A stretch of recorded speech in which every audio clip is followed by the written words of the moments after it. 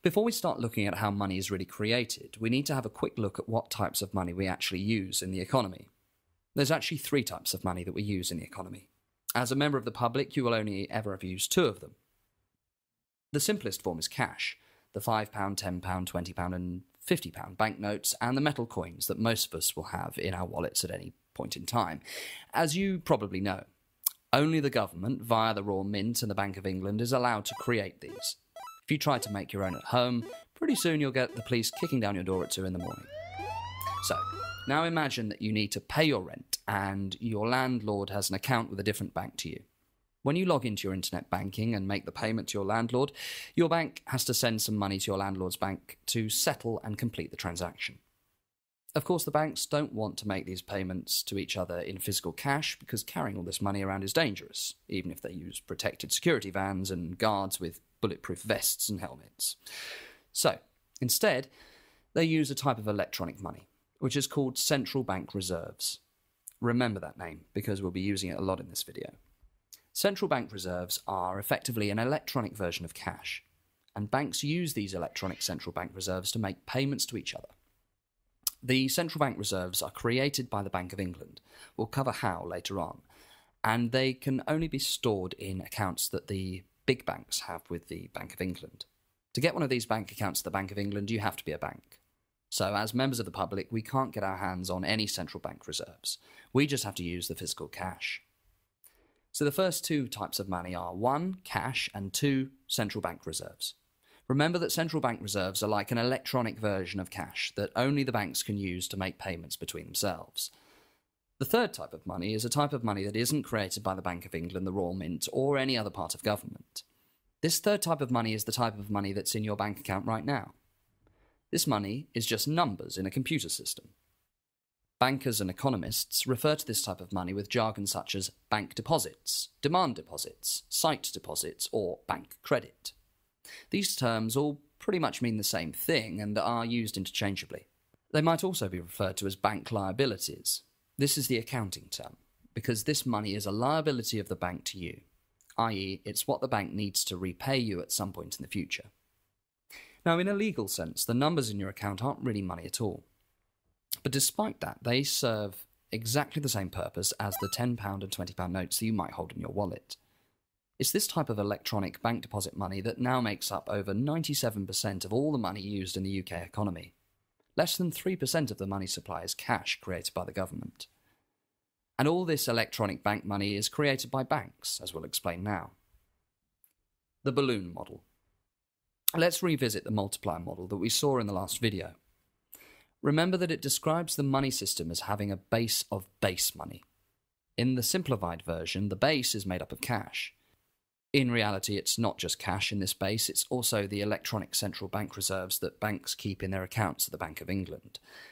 But it's true that this base is made up of money, either cash or electronic, that was created by either the Bank of England or the Royal Mint. Now let's look at the top of the pyramid. The rest of the pyramid is made up of the third type of money, the electronic bank-created money. So the pyramid is split up into a base of government-created money and a tower of bank-created money on top. Remember that we said this pyramid in theory is limited by the reserve ratio? Well, there is no reserve ratio, and there hasn't been for years. This means that the total amount of money in the economy isn't really limited. It can keep expanding without coming to a point at the top. So the pyramid is actually the wrong shape to describe the money system.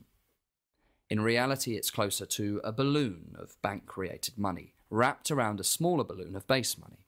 In this case, the base money is the electronic central bank reserves and cash.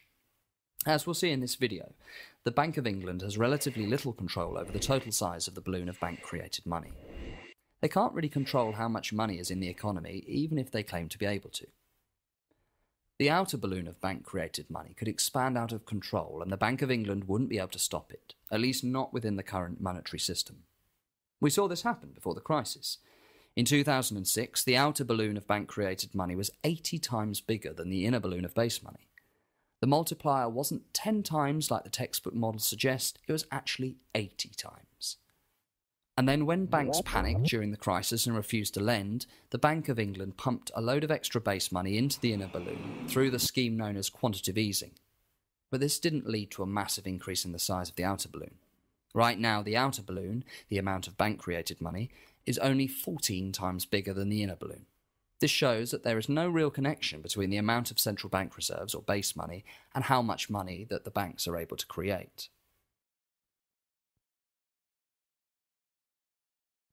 So what actually affects the ratio between bank-created money in the outer balloon and government-created cash and central bank reserves in the inner balloon? What determines how much money is created for the economy? The research that we've done suggests that the amount of money that banks can create is not determined by reserve ratios or by regulation or by the control of the Bank of England. The reality is that the total amount of money depends on the confidence of banks. If they're feeling confident, banks will create new money by lending more. And when they're scared, they limit their lending, which limits the creation of money. So the size of the outer balloon really depends on the confidence and incentives of the banks. Or to put it another way, the amount of money in the economy depends on the mood swings of bankers. Given that the amount of money in the economy can determine the health of the economy, does it sound like a good idea to have such an important thing decided by the mood swings of bankers? Probably not. Okay, back to the numbers in your bank account. These numbers are all created by banks. The vast majority of these numbers were created when somebody took out a loan from a bank. Let's see how this happens. A customer, who we'll call Robert, walks into a Barclays bank and asks to borrow £10,000 for home improvements. Barclays runs a quick automated credit check and decides that the customer can be relied on to keep up repayments on the loan. The customer signs a loan contract promising to repay the £10,000 plus the interest over the next 4 years, according to an agreed monthly schedule. This loan contract is a legal contract that binds the customer to make repayments to the bank. This means that it is a legal contract that is considered to be worth £10,000 plus the interest. Because it's an asset, Barclays can record the loan on its balance sheet. Now, if you haven't come across a balance sheet before, don't worry, it's pretty simple. There's two parts to a balance sheet. One half records all the things that the bank owns. This could be money, other financial products like bonds and derivatives, bank buildings, computers, and most importantly, the loans it's made. How can you own a loan? Well, if someone signs a contract promising to pay you money, then that contract is worth something. It's considered an asset of the bank. In the case of Robert, the contract that he signs promising to pay the bank £10,000 plus interest over the next few years is worth at least £10,000 to the bank, and therefore it is an asset to the bank. So the bank puts an extra £10,000 on its balance sheet like this. Now, what about the other half of the balance sheet? The other half of the balance is what's called the liabilities. This is a record of everything the bank owes to other people. On this side, you'll find a record of money that the bank has borrowed from other banks or large pension funds. You'll also find all the customers' accounts, because if you remember, the balance of your account is just a number showing what the bank promises to pay you when you ask for your money back. When Robert signed the contract promising to pay the bank £10,000 plus interest over the next few years, he did it because he wanted some money from the bank. So the bank creates a new account for Robert, which is linked to his debit card, and just types £10,000 into their computer records. This £10,000 is a liability from the bank to Robert, and it shows up on the other half of the balance sheet. Now, when Robert goes to the cash machine to check his balance, he'll see £10,000, which he didn't have before. All the bank has done to create this new money is type some numbers into an account. It hasn't reduced the balance of anyone else's account, and it hasn't taken any money from some pensioners and moved it into Robert's account. So the process of creating commercial bank money, that's the money that the general public use, is as simple as 1. A customer signing a loan contract, and 2. The bank typing numbers into a new account set up for that customer. This new bank-created money represents new spending power or money in the economy. Robert can now go and spend his money anywhere in the economy using his debit card, checkbook, internet banking, transfers, or even by taking cash out of an ATM.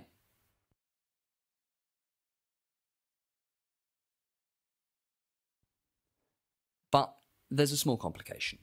What happens if Robert goes and spends the new bank-created money with a shop that has a bank account with a different bank, say Lloyd's? If this happens, then Lloyd's will want to see £10,000 of real money from Barclays. Barclays would then need to transfer £10,000 of central bank reserves to Lloyd's to settle the transaction. Note that from the point of view of Lloyds, receiving a transfer of £10,000 in central bank reserves into its account at the Bank of England is just as good as Barclays pulling up in a truck and dropping off £10,000 in cash, although it's much more convenient for the banks to have the electronic central bank reserves than to carry around all that cash. This process of banks making payments between themselves is called interbank settlement. And it's really important to understand it because it's crucial to the way that banks have been able to gain control over the entire money supply. First, let's look at the simplest example of interbank settlement, with just two banks and two customers. Robert, when he receives his loan, goes straight into a DIY store and spends £10,000 on everything he needs. He gets to the checkout and pays using his Visa debit card. Here's a simplified version of what happens behind the scenes. First, the DIY store's debit card machine automatically contacts Visa and says, "Please charge £10,000 to this card number, da-da-da-da-da." Visa's computer systems then dial up Barclays' computer systems and say, "Robert's trying to spend £10,000 on his debit card, is that okay?" Barclays' computer system check the balance of the account and says yes. Barclays' computer system then reduces the balance of Robert's account by £10,000. Now, Visa's computer system contacts Lloyds and says, "I'm sending you £10,000 for the DIY store's account." Lloyds then updates the balance of the DIY store by £10,000.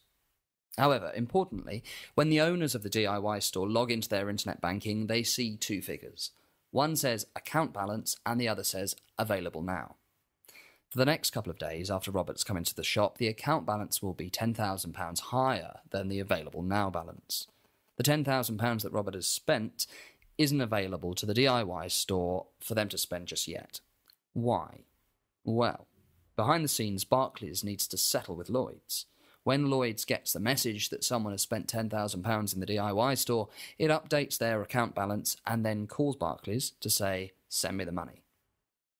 Barclays could settle with Lloyds by delivering the £10,000 in cash, but in reality this is just a hassle for both banks. They'd have to find somewhere to store all the cash and a van with security to transport it.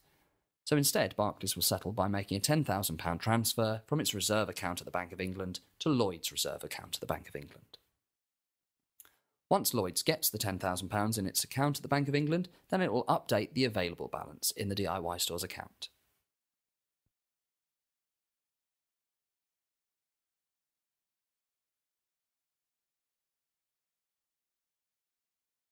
Now, this was a simple example that involved just one payment between two bank customers, Robert and the DIY store. Only two banks are involved. But in the UK right now, there's around 50 million people with bank accounts. Some of these people make more than one electronic payment a day, and they bank with over 50 different banks. In fact, every day, over 60 million transactions are made between bank accounts in the UK through a number of different payment systems, including Visa, MasterCard, direct debit, and online bank transfers. If banks had to go through the whole hassle, in the example with Robert, every time someone bought a sandwich from a supermarket using their debit card, it would get very messy very quickly.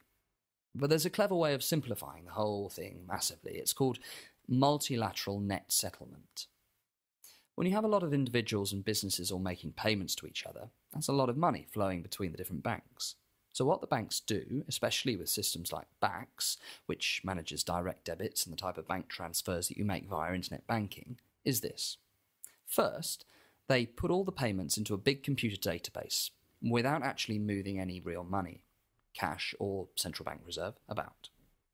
Then, at the end of the day, or every few hours, they run a process to cancel out as many of the payment flows as possible. For example, imagine a customer at Lloyds sends his rent, £350, to his landlord's account at Barclays. But on the same day, a customer at Barclays sends his own rent, £400, to his landlord, who happens to be at Lloyds.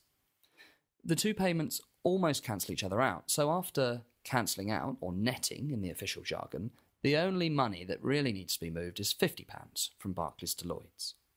Because there are millions of payments being cancelled out by this system, the amounts that actually need to be transferred between the banks at the end of the day are usually just a tiny fraction of the total value of the payments made.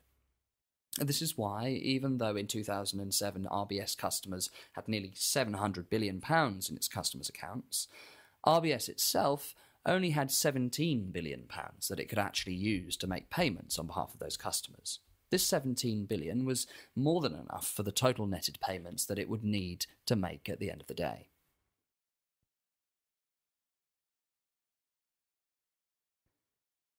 This netting out effect means that a bank only needs to have a very small amount of available money compared to the total amount that they owe to customers at any particular time.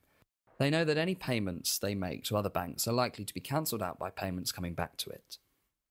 On some days, the bank customers will spend more than they receive, and at the end of the day, the bank must pay some of its money across to other banks to settle these payments. But on other days, customers will receive more in salaries and other income than they pay out, and the bank will end up receiving money from other banks at the end of the day. Over time, the total amount of money needed by the bank doesn't change much. The only time that they would actually need all the money that they owe to their customers is if customers were to panic and ask for their money back at the same time.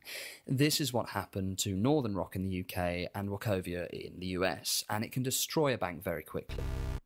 This process is what gave rise to the term fractional reserve banking, because banks only need to keep enough money to repay a fraction of their customers at any time.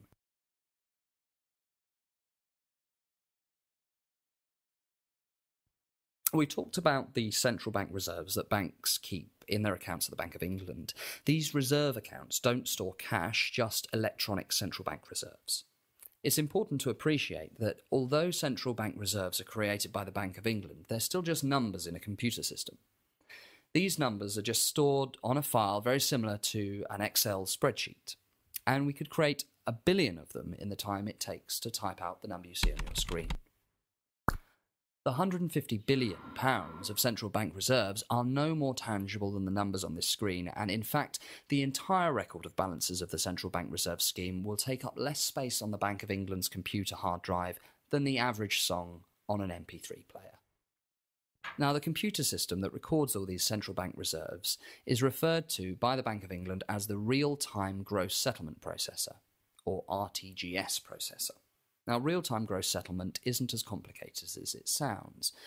Settlement simply means that it's a system that banks can use to settle their payments to each other. In other words, it's a way for them to transfer money to each other. Real-time gross settlement means that any payment instruction sent to the computer system is processed immediately. If a payment of £100,000 is sent to the system, £100,000 will be transferred automatically.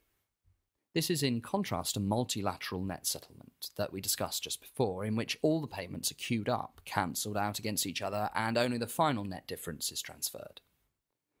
When a payment is put through the RTGS processor, it's considered to be final. It's also considered to be risk-free. If one bank owes money to another bank, there's always a small chance that it won't be able to pay the other bank. But once the money's arrived in the central bank reserve account, then the deal is finished, because holding central bank reserves is just like holding cash. It's the safest asset you can have. So, at the end of the day, the multilateral net settlement payment systems will cancel out all the smaller payments between different banks, and then they'll tell the real-time gross settlement processor how much the net differences owed between the banks should be.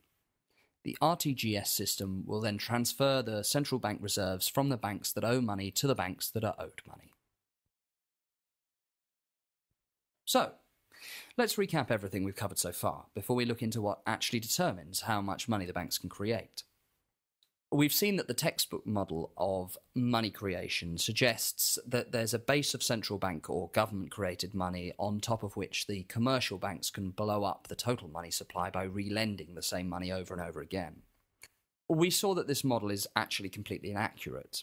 There's no natural limit to how big the money supply can grow, so it's actually better to think about this as two balloons rather than a pyramid.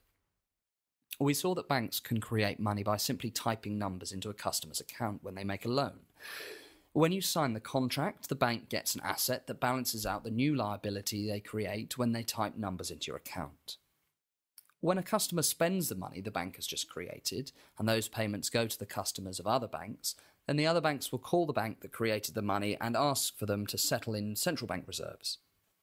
But before this happens, payment systems like BACS and Visa Debit will cancel out the payments against each other, so that only the net difference at the end of the day has to be settled, i.e. transferred between the banks.